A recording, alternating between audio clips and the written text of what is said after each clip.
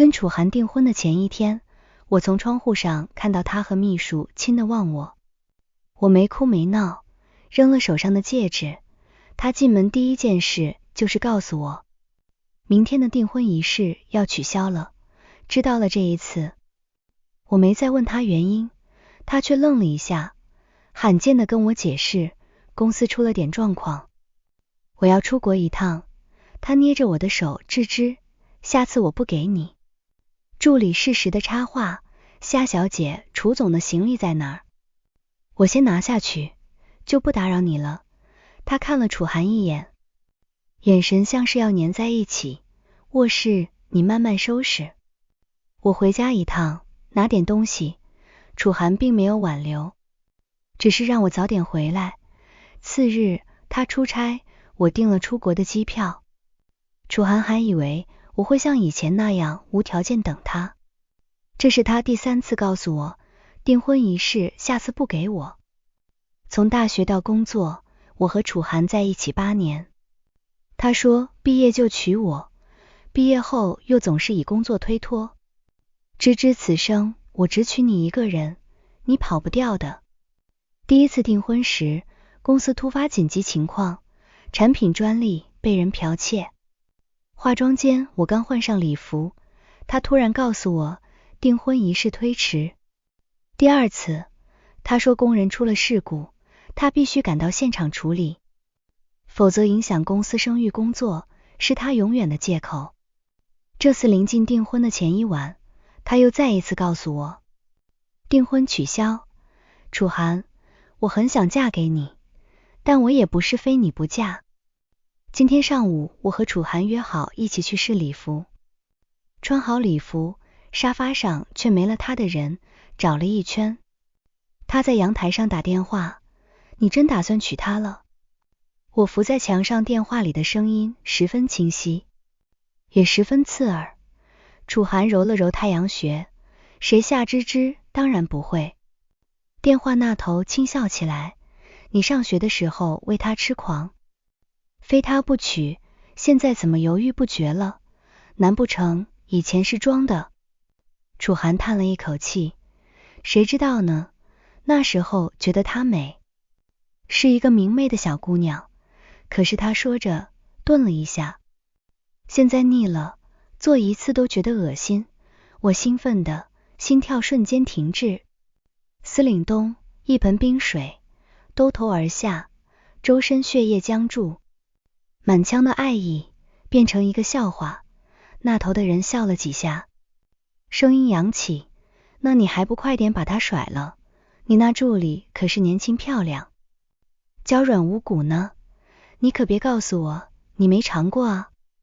楚涵頓了幾秒，看向遠處，留着在身邊解悶也不錯。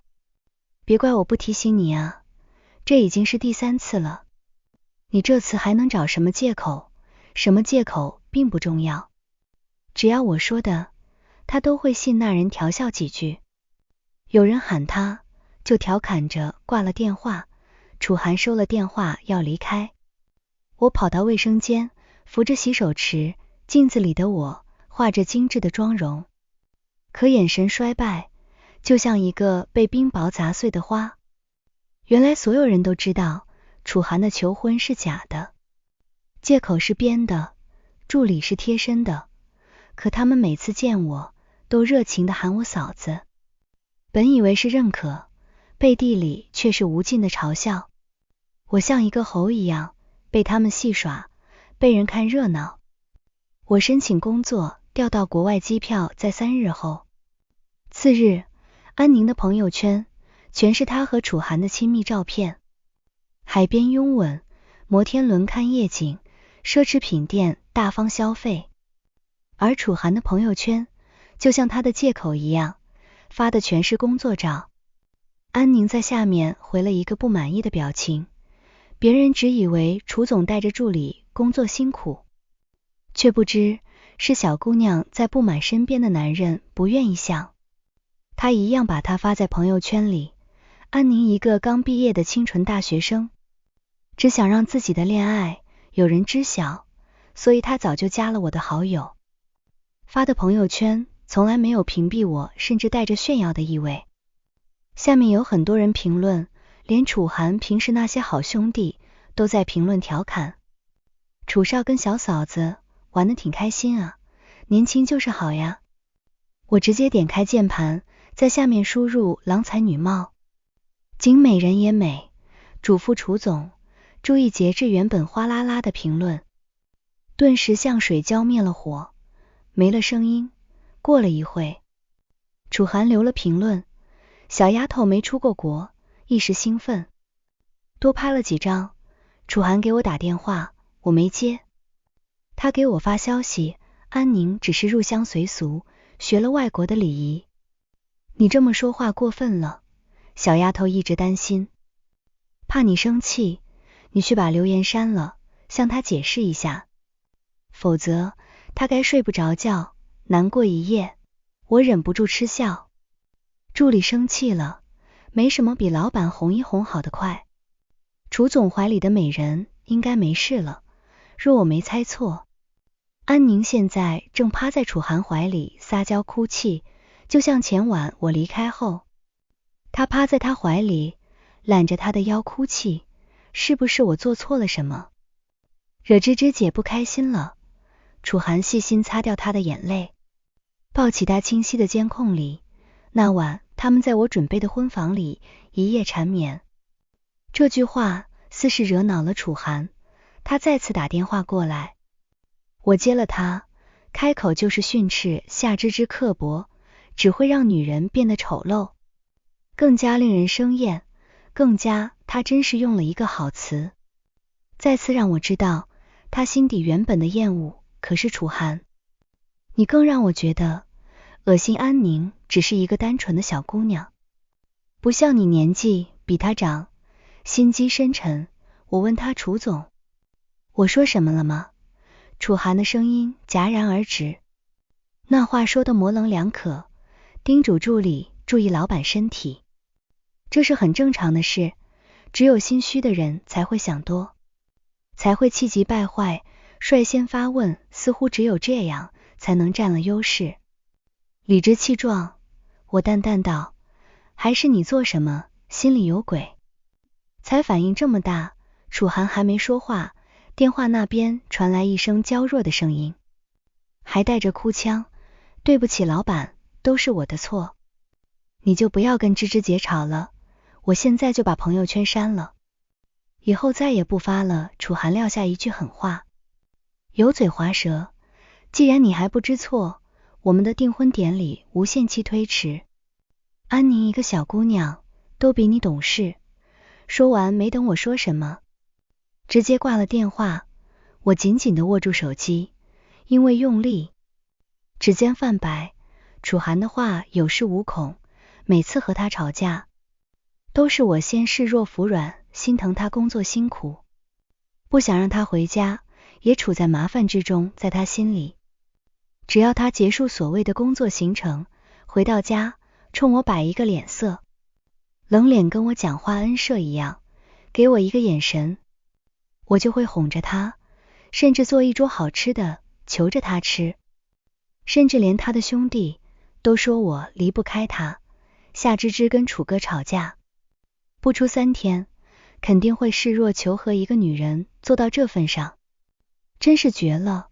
坦白說，開始是真的羨慕楚哥，看多了，他真像一個猴一樣，怎麼戲耍都不生氣，卻也可以不把他當人看。哈哈，我諷刺的笑了一笑，原來一切都早有迹可循。要是楚涵尊重我，他的兄弟怎麼可能敢當面跟他說這樣的話？因為真正把我當猴看的，就是他。只有我一廂情願的沉浸在愛人的喜悅裡，我可真是活成了一個笑話。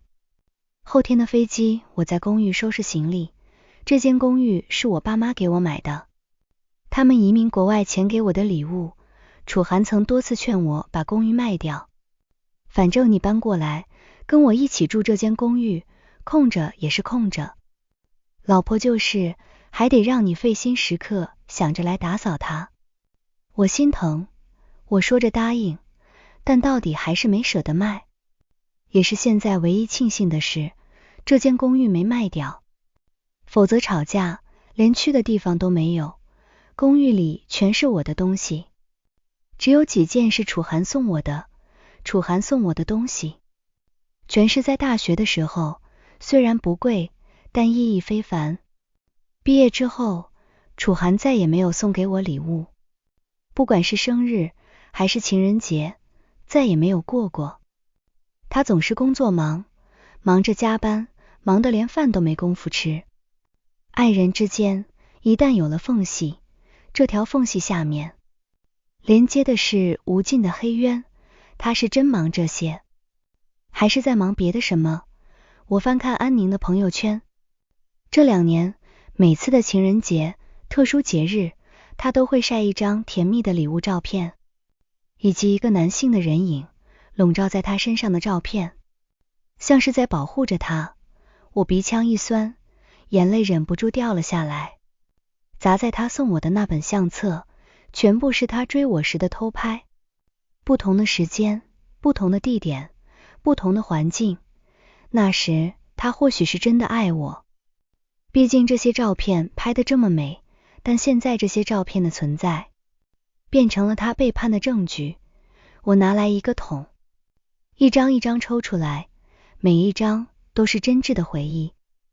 點火燒掉很久之後，楚涵心紅着眼，又送了我一本一模一樣的我，冷冷地看着。甩開終究是變了，調職手續辦完之後，我給幾個好友打電話，工作調在我爸媽居住的國家。如果沒有特殊情況，估計是不會回來了。爸媽出國前想帶我一起走，可我為了楚涵留了下來。媽媽，對不起，我不想讓他一個人在這兒。我想陪着他。媽媽雖然不捨，只是嘆息一聲，希望你以後不要後悔，後悔了又怎樣？乖女兒，他要是欺負你，儘管到爸爸這來，爸爸替你收拾他。餐廳裡朋友們都奇怪地盯着我，真是稀奇，我們夏芝芝小姐竟然請客吃飯。你的楚大總裁呢？放你出來了，你不圍着他轉了。我自嘲地笑了一下，所有人都知道我愛楚涵，愛的心裡只我有他。他說回家想第一眼就見到我。我從來不參加聚會，朋友邀請我總是找理由推脫。漸漸的，他們也明白，有活動從來不叫我，或者只是客氣的打趣一下今天的楚總和夏芝芝小姐又有約。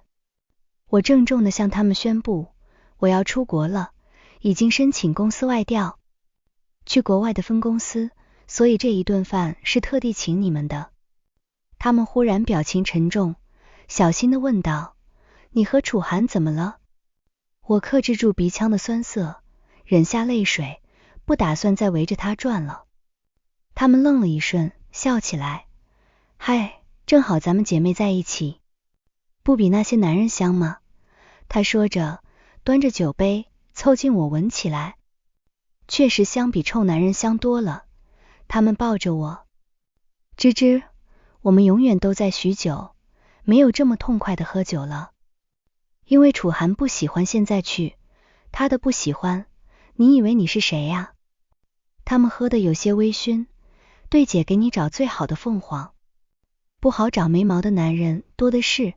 他說着便端起酒杯，在餐廳軍訓，一圈姐妹給你找個好男人。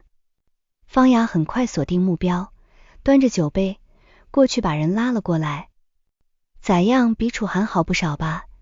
桌上其他姐妹都看過來，眼神迷糊，頓時眼睛都閃着光，感嘆一聲，顏值確實高，脾氣還好，被方雅拉來都沒生氣。我還算清醒歉意地扶過方雅，她衝我溫和一笑，可是桌上似乎有認識的半晌看清她，一個機靈，酒也醒了不少，連忙一把拉過她，醒醒，出事了，小雅你老板。方雅明顯喝多了。我老板那不更好，有颜有錢有身材配我們芝芝。夠了，我連忙把方雅按在凳子上坐下來，他卻牛勁一樣噌地站起來，指着他老板，手機拿出來，快加個聯繫方式。方雅拿起我的手機，就把聯繫方式加上。他酒醒之後會不會想刀了自己男人，並未不耐煩，反而看着我拿起手機加了聯繫方式，還給我發了一個打招呼的表情，好久不見。有一個姐妹神秘兮兮地湊近我，吱吱說，不准真有戲。她剛才坐在那，就時不時轉頭看你，小雅拉她過來，她也一直盯着你，哎，我暈乎乎的，努力睜眼看向她，非常明確，不認識，但還是友好的打了個招呼。飯局結束後，我們在餐廳門口又見面了，因為喝酒不能開車，就打車被風吹了一會兒。方雅的酒也醒了一點，哀默地嚎了一聲。看到他老板出來，連忙只生姐妹犧牲那麼多給你找來的男人，你要是沒抓住，真是對不起我。他深吸一口氣，豁出去了，拉着我就喊住他。老板笑着說，副總忙嗎？副總停住腳步，看着他不忙。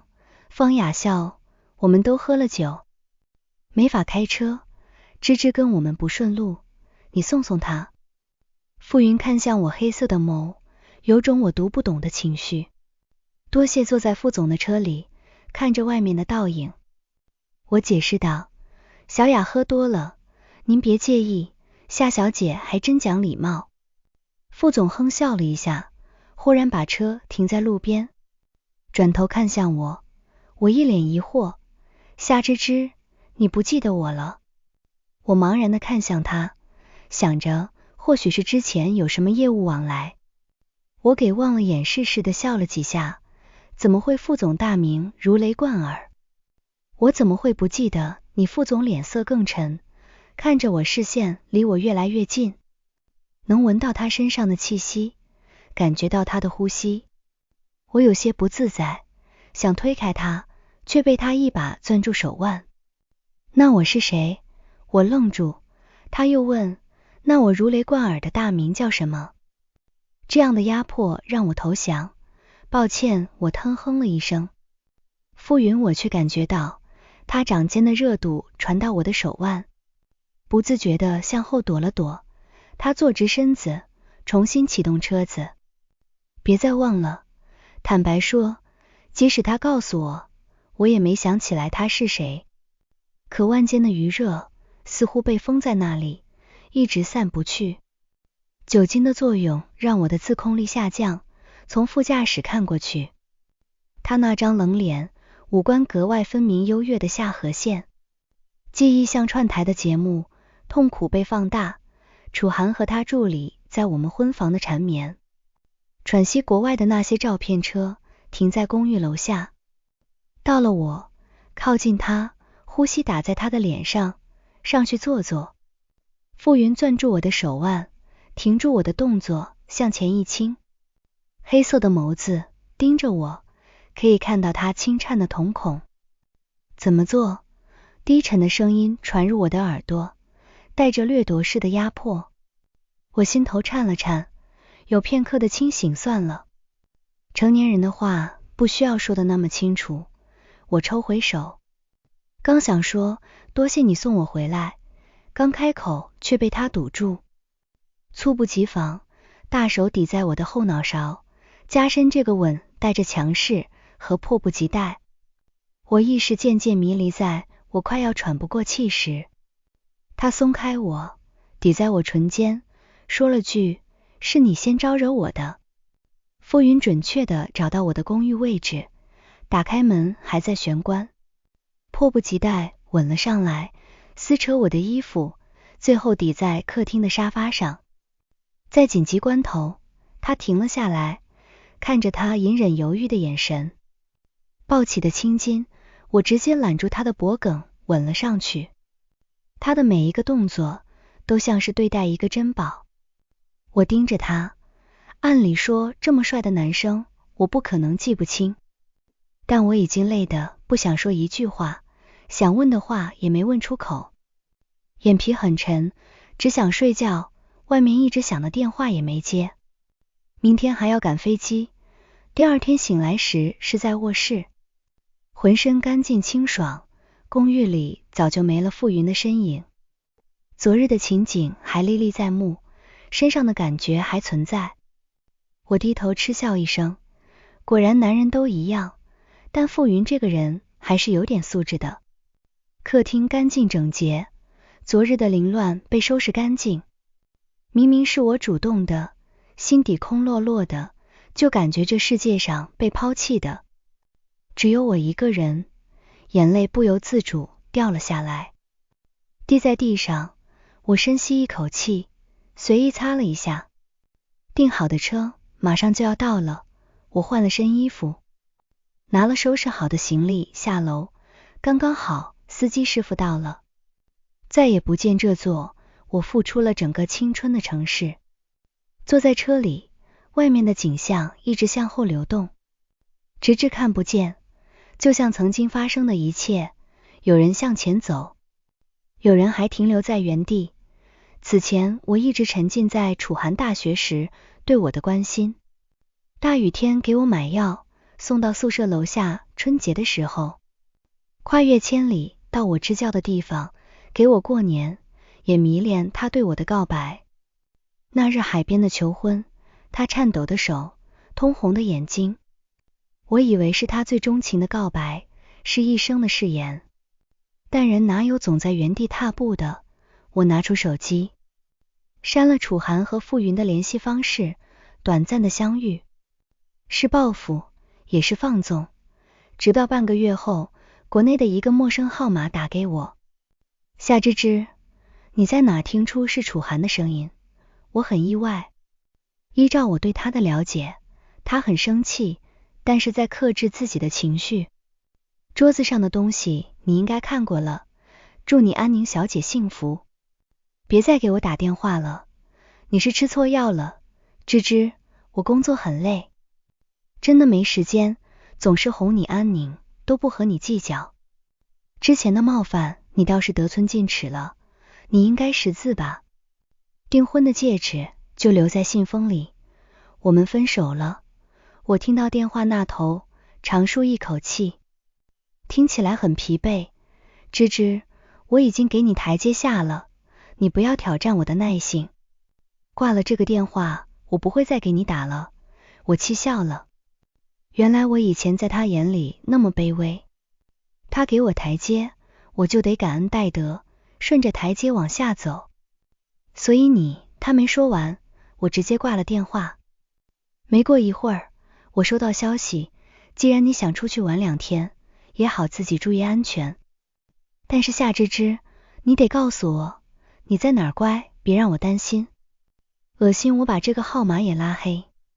要不是這個號碼用了很長時間，和朋友同事之間的聯繫都靠着這個電話號碼，在出國的那一天就把它註銷了。沒過幾天，國內的朋友忽然給我打電話，說楚寒到處找我，都找瘋了。凡是和你有關係的，他都打電話問了一遍，我只覺得好笑。他但凡去我公司問一下，就知道我出國了。但是他沒有，他連我在哪工作都不知道。因為我的工作，在他眼裡可有可無，根本不重要。但是除了那幾個朋友知道，我出國的朋友也沒幾個。我跟他說，別理他就行。可楚寒的兄弟給我打電話，語氣急迫，嫂子楚哥出了車禍，情況緊急，現在在醫院，你快來一趟。我心裡下意識一緊，說去找你的小嫂子吧。我跟楚寒已經分手了，他的一切都跟我無關。我愛楚寒，也尊重他的兄弟，曾經也是真心对待他們。可是他們卻欺騙我，看我的笑話，跟着他一起耍我。電話那頭的人噎了一下語氣，善善嫂嫂子，我那是開玩笑的。你以前把楚哥看得比命還重要，我知道你現在心裡還有氣沒撒出來。你就趁這個機會互相給個台階下了，這事就算完了。他說的想當然，似乎是給了我這麼一個機會，我就要感恩戴德。明澤，我平靜地告訴他，訂婚是他為了給安寧出氣，要徹底取消的。我跟他已經分手了，而且我已經有新的男朋友了。怎麼可能？他忽然大聲說出來，誰不知道你舔？不是他意識到自己說錯話了，芝芝，我沒別的意思。我笑了一下，無所謂的補充他未說完的話。大家都知道我是楚涵的舔狗，所以他肆無忌憚的出軌，你們高高在上的包容，跟着他一起騙我。電話那頭忽然傳來一陣強烈的撞擊聲，像是什麼東西被砸碎。愛來不來，最好永遠別回了。是楚涵的聲音。明澤勸他，楚哥，你別激動，芝芝就是還在脾氣上。以前哪一次他再大的脾氣，不都是先跟你和好的？你告訴他，明天不回來，以後就再也別回來了。我可以原諒他一次任性，也可以包容他2次，但次數多了，就是不識好歹了。楚涵哥哥，你別動氣，夏姐姐也只是想讓你多多在乎她嘛。我笑了一下，你們是聽不懂人話嗎？我告訴明澤一個現實，你要是沒事，就看看我朋友圈吧。朋友圈裡是我跟一個金髮碧眼、五官深邃的同事合影。他雖然長得高冷，但是性格開朗，夏芝芝他敢。楚涵看到照片之後，臉沉的都能滴出墨來。安寧勸他，他卻猛地甩開了他的手，隨即像是意識到什麼，在他錯愕的眼神下，緩聲說道，天色晚了，你先回去休息吧。楚涵的腦海裡一直盤旋着那張照片的2人明媚的笑容。夏芝芝，你有種最好別向我服軟。他讓明澤給他辦出院手續。楚哥，你傷還沒好，死不了。他是真的出了車禍，只是沒說的那麼誇張。楚涵換上自己的衣服。夏芝芝，你會後悔對我這個態度。他讓人直接停了我的卡。在他心裡，我的工作無關緊要，掙不了多少錢，可有可無，打發時間。我整個人都是依附於他而活的。他給了我一張無限額的卡，隨便刷，要是沒了，我看你還能不能惬意。但他要是仔細看我給他留下的戒指和信，就知道那卡我根本沒動，干干淨淨的呀。在下面，自從來到國外，最開心的就是我爸媽終於能夠一家團聚。但是最開始的日子，他們对我越好，我就越愧疚。竟然为了一個男人，放棄了養了我20多年的父母。我按部就班的工作，沒想到在國外見到了第一個熟人，傅雲，他竟然成了我的甲方。辦公室裡，他一副公事公辦的樣子，像是從來不認識我。既然這樣，我也做好本職工作，工作交涉的差不多，我送他們出去。傅總，您慢走。傅雲落後了別人幾步，他莫名其妙地笑了一下，可是這笑卻不是善意。傅總他看着我伸手關上門，一步一步壓制着我。夏經理吃乾抹淨了，就不認人了。他湊近我的耳朵，溫熱的氣息一下又一下灑在我的脖頸。你那時候可是叫我阿雲的。他那時候明顯暗示着什麼？過去的記憶猛地襲來，我被他激得羞憤，伸手想打他，卻被他一手握住手，被他包裹在掌心，帶到自己的胸口，眼神緊緊地盯着我。為什麼拉黑我？他的聲音聽起來卻有幾分脆弱的感覺，委屈又倔強。憑什麼想起那天他悄無聲息地離開？我說給副總解除後顧之憂，免得副總以為我賴上您，給您增加煩惱。他沉沉的目光碎開，低聲說了句，你從不是我的煩惱。芝芝，我好不容易等到你，怎麼會我好笑？副總那天跑的可是比兔子還快。誰跑了？他忽然急了，我去給你買早餐。回來家裡人去防空，我愣住，沒想到是這個原因，你真是氣死我了。我一時間竟然說不出話。他紅着眼睛問我，你朋友圈裡的那個人是誰？他還能看到我的朋友圈，我明明把他刪了。傅雲看出我心裡的疑問，說道，方雅，刷朋友圈的時候，我看到了一個老闆竟然偷看下屬的朋友圈。同事聽到外面有催促我，連忙說，你快出去，被大家看到不好。有什麼不好的？現在都解釋清楚了，你不應該給我個名分嗎？他臉上竟然染上一絲紅暈。外面的腳步聲越來越近，我驚恐萬分，猛地推開他。什麼名分？我們什麼關係都沒有，上次的事是意外，你忘了吧？他不出去，我出去。傅雲並不着急，他讓我把他的聯繫方式先加回來。他工作要求很嚴，每天都打很多遍電話。不過傅雲的手機回的也很快，都是秒回。想起以前給楚涵發消息，上午發的，到了晚上都沒回。問他原因，只說忙忘了，又不是什麼重要的事。可是他接通了，只聊幾句工作問題，就帶入別的話題。夏經理下班有空嗎？沒空，要加班。過了一會兒好了，我已經跟你老闆確認過了，今天不需要加班，芝芝下班我來接你。我沒回他下班的時候，傅雲等在我公司門口。我很奇怪，傅總待了这麼久，國內業務不忙的嗎？他打開副駕駛的門，我已經申請調到這裡工作。我吃驚想到什麼，我調到這裡，他也調到這裡。傅雲我一本正經看着駕駛位的人，握着方向盤的手腕，袖子半捲上去，肌肉分明。我鼓足勇氣說道，你沒必要這樣，你要是累了。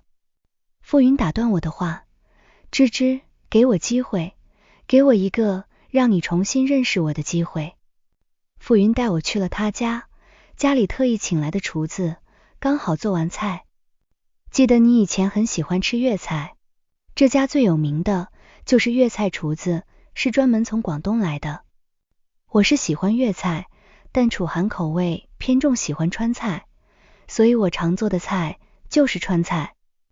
為了適合他的口味，不掃興的陪他吃我吃的胃痛，常常在吃飯之前先吃一粒胃藥。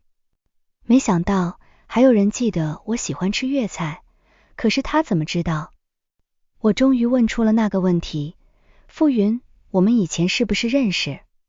他一副傷心的樣子，就知道你把我忘了。他推開一間房門，先我一步進去，打開燈，我驚呆了，你什麼時候拍的不對？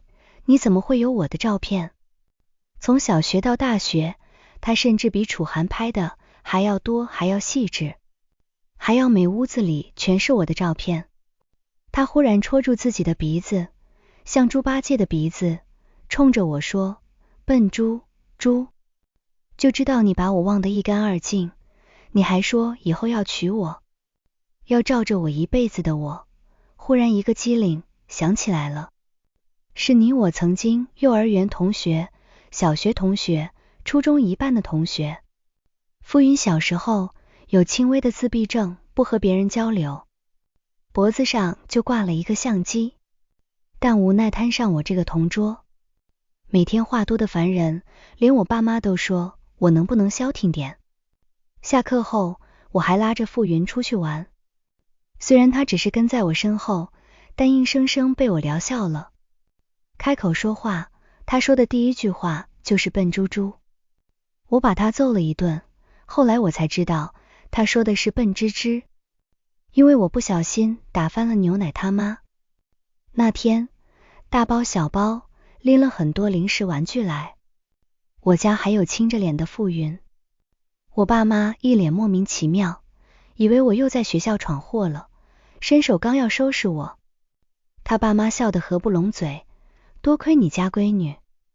我兒子終於開口說話，我爸媽愣住。從那以後，他經常把傅雲送到我家來玩。上小學、初中，刻意安排跟我一個學校。可是初中的時候，他忽然有一天不告而別。說到這事，我很生氣，你自己一聲不吭的離開，還好意思說我忘了你？他連忙解釋，辦理退學手續那天，我給你留了信的，我說了讓你等我以後嫁給你，他說是彩虹色的信封。哦，我好像有點印象，當垃圾給扔了。傅雲說，他爸媽帶他移民國外，他特地參加了國內1年的交換生，來到我的學校。可是你那時已經跟他在一起了，就差一點。他紅着眼睛看着我，芝芝，你知不知道我那時候有多絕望？我恨自己來晚了，要是能再來早一些，你就是我的。所以他說道，自己心裡最陰暗的那一面，我每天都盼着你們分手，甚至特意制造誤會，讓你們分手，可你就是愛他。我震驚地看着他，沒想到我和楚涵那幾次差點分手的誤會是他導致的。印象裡上大學的時候，他從來沒有出現過。他頹敗地說道，我真的無計可施了。直到交換期結束，我媽催我回去，我把自己鎖在房間裡，不想跟任何人講話。媽媽請了心理醫生，國內又傳來的消息說你很幸福。後來我就想着，你幸福就好，我遠遠地看着你也知足了。可是他對你不好，芝芝，他小心地看着我，我沒有很壞，是他对你不好，我才出现把你搶走的。看着他眼裡的小心試探，我心裡不是滋味，捧着他的臉，傅雲，謝謝你。曾經他讓我和楚涵出現誤會，但這次是楚涵自己背叛了我們的感情。謝謝你惦記了我這麼多年，他說給我一個機會好不好？我輕輕吻上他顫抖的唇腹，雲溫熱的呼吸縈繞在我耳邊。芝芝這次心裡只能想我一個人，極致的愛護，小心翼翼地喊着我的名字。我意亂情迷，只能感覺到身上的滾燙。他忽然停下來，芝芝，我是誰？我羞恥難以說出口，咬着嘴唇，抑住聲音，搖着頭，不回答他。他忽然用力，溫熱的手掌抵在我的背上，說我是誰？傅雲克制的額頭滲滿汗水，身上的肌肉緊繃。我亦被他折磨得流下眼淚，最終敗下陣來，喊出他的名字。他這才低頭，吻我的鼻尖，滿意的攻城略地。最後的結束，他把我抱在懷裡，低聲一語，芝芝，你是我的，這輩子都不許離開我。楚涵的耐心已經到了極限，一直到他生日那天，我都沒有出現示弱認錯的跡象。我留在桌上的東西，除了他簡單看了一眼，還待在那裡。但這次，他發現了那張被他凍結的卡。他坐在沙發上，煩躁地抽了一根又一根的煙，身前的酒瓶也東倒西歪。這時，門鈴響了，他黯然的眼睛頓時亮了起來，連忙去開門。你還知道回來後悔了？楚涵哥哥嬌滴滴的聲音帶着委屈。楚涵一愣，怎麼是你？安寧的神色僵了下來，但他很快就平復好心情。你很久沒聯繫我，也不接我電話，我有點擔心你。楚涵低頭苦笑，連你都知道擔心我，可是他呢？沒良心的楚涵哥哥，你怎麼了？安寧的手放在他臉上，青色的胡茬顯得他特別憔悴。他躲開他的手，轉身進屋。我沒事，你走吧。安寧委屈你，是在等夏姐姐嗎？她不會回來了。她連工作都調走了。楚涵猛地轉身，盯着他，你說什麼？楚涵的樣子讓他有些害怕。她的工作調去國外了，而且她已經有男朋友了。你怎麼知道？她沉聲問道。夏姐姐朋友圈發的明澤哥也知道。楚涵揚起手中的酒瓶，猛地砸了出去，砰的一聲，被摔得四分五裂碎的玻璃碴反彈，回來擦過她的皮膚，也在安寧的脖子上擦出一道血口子。安靜被嚇得小聲啜泣，向前抱住他。楚涵哥哥，你別這樣。我害怕他讓安寧翻出朋友圈給他看。看了一會兒，原本滿身戾氣的神色鬆了下來。不是我見過他愛人的樣子，這個男人根本不是他的男朋友。明哥上次也給他看過這張照片，但是他當時心情不佳，只以為夏芝芝在耍小性子，等着他哄，並沒有仔細看。但現在他反而笑了一下，讓人配合你演戲。發這張照片不就是想等着我親自去找你嗎？行，那我就親自過去給那個台階下來。楚涵簡單一查就知道我的工作地址，同時跟我打了一個電話提了醒，說有一個男人來公司打聽我。聽他描述我就知道是楚涵，但是我並沒有在意。掛了電話我還想繼續睡。傅雲的胳膊穿過我的脖梗，猛地把我往懷裡帶，後背緊緊地貼着他的身體，陰啞的聲音貼着耳朵，想起你還在。依他我很困，不想跟他說話，可他卻非要一個答案。身體貼得更緊，他要是來找你，你會不會跟他走？他手上不老實，我也沒了睡意，按住他的手，你覺得呢？我不知道，我嘆了一口氣，捏了捏他的耳朵。傅雲，我們現在在幹什麼？他目光炙熱地看着我，在我耳邊低語了2個字。我羞惱地推開他，所以現在你依然認為我會跟他走？他不語，只是看着我，答案顯而易見。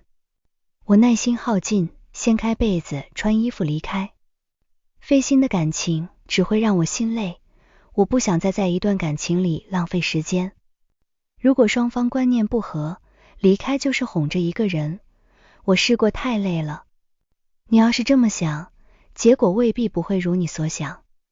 我還要上班，先走了以後別再見了。扯開他拉着我的手，頭也不回地離開。本以為這段關係就此止住，沒想到下午下班時，傅雲還在那個地方等我，甚至怕我離開他，看到我的身影就跑了過來。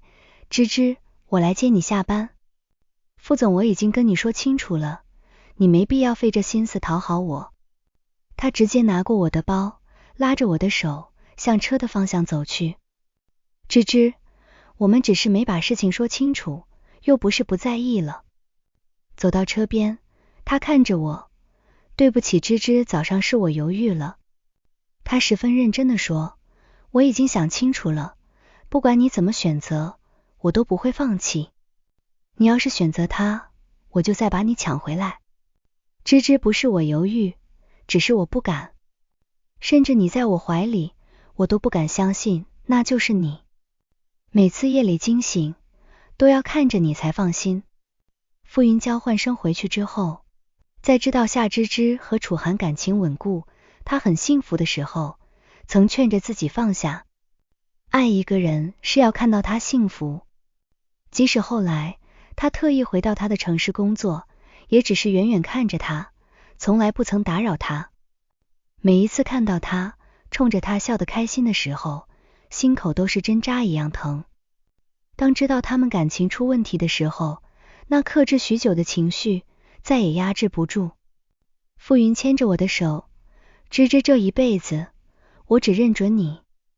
我看着他，沒想到他會說得這麼直白。你們在幹什麼？在人來人往的大樓前面，楚涵這個與當地格格不入的聲音吸引了路人的注意。傅雲將我護在身後，看着楚涵，神色冷下来。夏芝芝之前是外國男人，現在又換成亞洲男人了，你真是為了做戲什麼都不挑上了。好吧，你贏了，我認輸。楚涵快步走過來，伸手就要把我拉過去，就像以前拉我的手一樣。但這次只有他自己知道，他走過來的那幾步路是格外艱難的，伸出的手是在顫抖的，正如他說，夏芝芝，我知道你愛人的樣子，也知道你不愛的樣子。我向後撤了一步，傅云一揮手，直接打開他的手。楚總公共場合這麼大聲，可不是有素質的表現。楚涵冷笑了一下，傅總拉着別人的未婚妻，可不是有道德的人。芝芝過来，傅云和楚涵在商場上有過交流，两人競標一塊地，針鋒相對很多天，最後傅云的實力和魄力遠大於他，拿下了合同。其實在傅云的想法裡，純粹是不想讓楚涵好過，但是楚涵不好過，夏芝芝會傷心，所以只能做一些讓他痛一下，但无伤大雅的小手段出来。楚涵，你的腦子是被門夾過了嗎？聽不懂話，我已經告訴你，還告訴你兄弟很多次。我們結束了。我笑了一下，恭喜你，無限期延遲訂婚的心願徹底達成，不需要再找借口了。楚涵愣了一下，瞬間臉色蒼白。芝芝傅云心底鬆了一口氣，輕蔑地看着楚涵。傅總追着別人女朋友可不是一件好事，不過我還是要多謝你放手。傅云牽起我的手，明目張膽地在他面前炫耀，否則我這輩子要抱憾終身了。看着面前緊密結合的手，楚涵明明心裡在意的要死。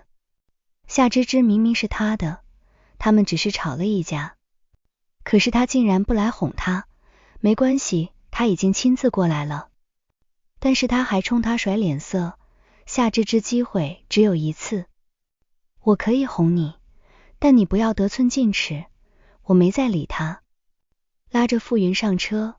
我累了，我們走吧。傅云完全變了一個人似的，嘴角都是帶着笑意，完全不是剛才剛見面那樣的小心翼翼。而我也沒有想到再次見面是這樣，楚涵會真的找來，沒有無所謂的寒暄，也沒有釋然的放過。楚涵紅着眼看着車越行越遠，終於認清一個事實，夏芝芝這次真的不一樣了，她不再是那個滿心滿眼都是他，她咳嗽一聲都緊張得不得了的夏芝芝了。他出國前，明澤提醒他，楚哥芝芝這次好像不是在開玩笑，也不是在跟你鬧脾氣，他好像認真了。楚涵猛地喝了一杯酒，不會的，芝芝永遠都跳不出我的手掌。明澤看他這個樣子，欲言又止，說真的，你前幾次確實做得過分了。芝芝是一個女孩子，心思細膩，不是感覺不到你的變化，但是她愛你，所以一直包容你。楚哥不是他離不開你，是你離不開他。你生活中處處都是他的影子，你的衣服是他買的搭配的，他自己有工作，卻擔心你的身體，不忘每天給你煲湯。明澤問他，你是不是從來沒把他放在心底，當作可有可無，呼之即來揮之即去的寵物？楚涵愣神，他嘆了一口氣，人都是有心的。話止於此，他拍了拍他的肩膀，離開。即使這樣，楚涵來的時候依然信誓旦旦，他都親自來哄他了，他什麼氣都該消了，大不了以後多關心關心他。但是他忘了，沒人會在原地等他。楚涵想了想，夏芝芝這麼生氣的原因，不就是他取消了訂婚儀式？他離開就是在嫌棄他道歉態度不誠懇。那麼他答應他娶她明澤，在夏芝芝工作地點附近包了一個場地，要向他求婚。夏芝芝這麼想嫁給他，這次能滿意了吧？他讓人把夏芝芝騙來。粉色的氣球，香檳玫瑰，鋪滿過道英俊的男人，在那頭捧着一大捧鮮花。看到的人全都在歡呼祝福，嫁給他，嫁給他。我看到楚寒時，直接轉身就走，他卻快步向前把我拉住。夏芝芝，對不起楚寒，跪在我面前，以前是我沒有考慮你的感受，這次我不給你。他滿眼溫柔地看着我，瞧，多麼諷刺。我嗤笑一聲，楚寒，原來你也不是盲的，連這點時間都抽不出來。老婆以前是我的錯，以後我一定抽時間來陪你。我閃開，可是現在你跪在我面前。我只覺得惡心，是他剛要說什麼，傅雲過來直接一拳打在他臉上。我警告過你，不要再來找他。楚寒沉着臉抓着他的衣領，副總管多了吧，我和我未婚妻的事輪不到你來插手。楚寒，你放開。楚寒震驚地看着我，是他先對我動手的。夏芝芝，你真要護着他？我煩了，我不護着他。護着你？他是我孩子的爹，你是我什麼人？出軌的前男友。他們兩人同時震驚地看着我。我繼續看着楚寒，你沒聽說過最好的前任就應該像死了一樣嗎？尤其是你這樣的。楚寒笑了一下，夏芝芝，你為了護他，連這樣的話都說得出來，我才是你應該關心的人。你關心他？你以為他真的在乎你我們之間的事情？他知道嗎？知道你跟我在一起那麼多年，你為我洗衣做飯，你跟我夜夜，啪的一聲，我一巴掌甩在他的臉上。楚寒，我後悔認識你，我氣得手都在顫抖。傅雲把我護在懷裡，冷眼看着楚寒，我只後悔沒有早點找到他，沒有早點把他從你那搶回來，平復好情緒。我掙開傅雲的懷抱，楚寒，我說你惡心。你是真的惡心。我翻出他打電話的錄音，誰知道呢？那時候覺得她美，是一個明媚的小姑娘，可是現在膩了做一次都覺得惡心。楚寒的手在顫抖，臉色蒼白。芝芝，我可以解釋。我接着打開當晚婚房那段錄像。楚寒踉蹌了一下，臉上毫無血色。楚寒，楚大總裁，還需要繼續看嗎？他想奪過我的手機，卻被傅雲擋住，又給了他一拳。人渣，你讓我惡心，以後別來找我了。還有你卡裡的錢，我沒動過一分，不要再高高在上，衝我端着態度。我不是你養的金絲雀。楚寒的腦子像被人狠狠打了一錘，不知道人群是什麼時候散的，到處都是原本在他眼裡褪去了大學時的炙熱。兩人在一起的支撐是對彼此毫無保留的愛。楚寒給了夏芝芝一張卡，無限額的卡。不僅如此，他給了她身為楚太太的一切身份，除了那張證書，在他心裡，他一直認為他是那個掌控者。夏芝芝是依附於他而存在的，畢竟我給了他這麼好的生活享受，所以他哄得我是應該的。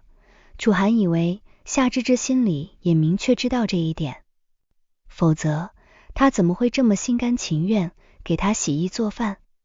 他知道他不愛吃辣，但每次還是陪着他吃。與他能提供的美好生活相比，這點辣算什麼？所以他一次又一次忘記他的生日，連情人節也忘記。瞧，就算我忘記他的，但夏芝芝從來都不會忘記我的。這麼聽話的女孩子留在身邊也不錯，但是他直至今日才想到夏芝芝對他好，哄着他，照顧他，跟那張卡，跟他口中的物質生活一點關係都沒有。唯一原因就是他愛他。夏芝芝收回他的愛，他才意識到，原來他身邊的空氣可以這麼冷。冷得他都無法呼吸了。傅雲帶走我後，小心地把我送上車，才小心翼翼地問我芝芝，是真的嗎？什麼他有些急孩子，你說孩子是真的嗎？他是我的，與你無關。傅雲拉着我的手，從兜裡拿出一個戒指，跪在地上，芝芝嫁給我吧。看着他殷切的表情，我淡淡的說道，不嫁傅雲，越挫越勇。每次都找機會向我求婚，但是我怕所有的感情最開始都是炽熱的，但是時間會慢慢消耗一切。最後傅雲帶着我爸媽和他爸媽準備了一個盛大的求婚儀式。芝芝，既然你不願意嫁給我，那你願意娶我嗎？你以前說過的，你要娶我的。媽媽說，傅雲這孩子跟楚家那小子不一樣。我告訴你，你可不准欺負人家啊！我和傅雲在國外定居，父母都在這邊，每年都可以團圓。剛生完兒子的時候，明澤給我打電話，芝芝，楚哥真的知道錯了，他已經把安寧開了，你要不就回來吧，楚哥願意把全部財產都給你。傅雲大聲道，誰在乎他那仨瓜倆棗，我的老婆只能花我的錢。明澤，我結婚了以後，他的事情不要打給我了。晚上一個陌生的號碼從國內打來，我正在餵兒子，只聽見傅雲在那邊幼稚地說道，你找我老婆啊？她正在我懷裡抱着我的兒子呢。我真是三生有幸，能夠遇見我的老婆，更幸運她願意給我生一個兒子。只聽見傅雲在這頭自顧自地說，電話那頭一點聲音都沒有，最後毫無徵兆，像是躲避什麼似的掛了電話。我知道是誰，以後不相干的人打電話就不要接了，國際電話浪費電話費。